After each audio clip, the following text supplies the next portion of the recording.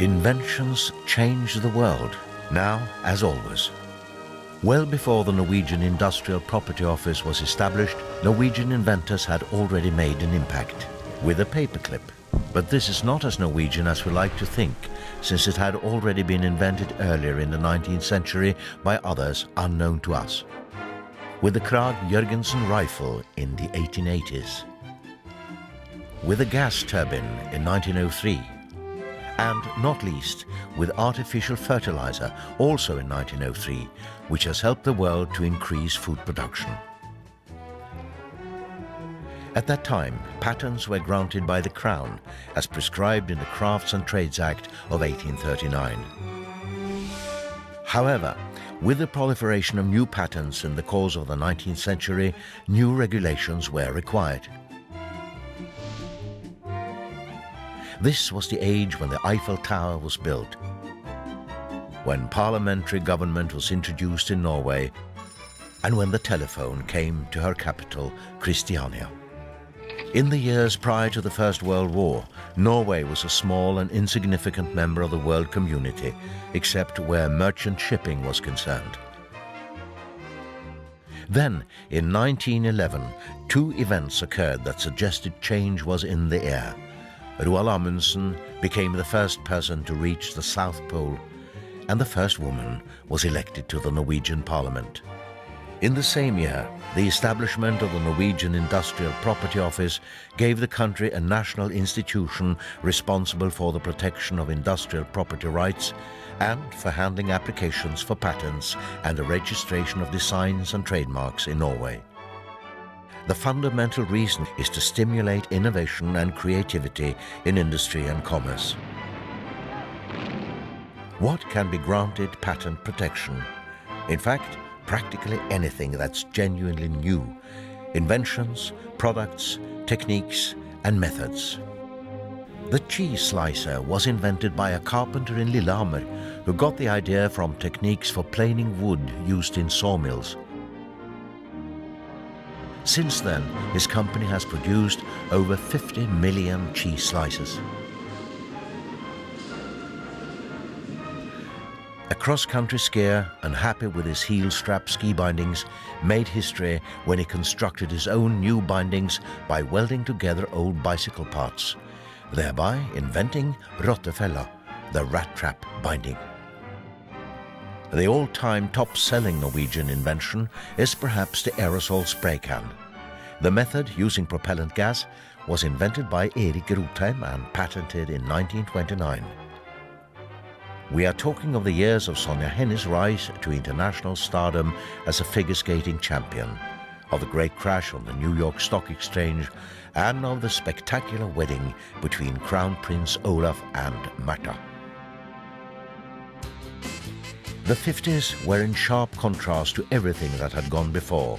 Cars with tail fins, jukeboxes blaring out loud songs, refrigerators keeping your milk cold, and specially planned suburbs offering a new style of housing. Elvis and rock and roll and teenagers seemed to hit us all at once. After being forgotten for 100 years, Jarlsberg cheese was rediscovered, and towards the end of the 50s, it was again being produced when Professor Ole Martin Ystgaard had unearthed the traditional way of making it. In the cellar of a woodworking factory outside Ålesund in 1959, a window revolution was started, husmorvinduet, the housewife window. Thanks to the invention of a fully reversible hinge, the window could swing right round on its own axis, making window cleaning an easy job. Prosperity increased in the 1960s. Cars were no longer rationed, so for the first time for 20 years, anyone could buy one. Another highlight was the arrival of television. Then, along came the Beatles. To be granted a patent, an invention must be new and have a significant inventive technical element. It must be capable of being made or used in industry. In this field, systemization and formalities are important. That is why laws and regulations are necessary.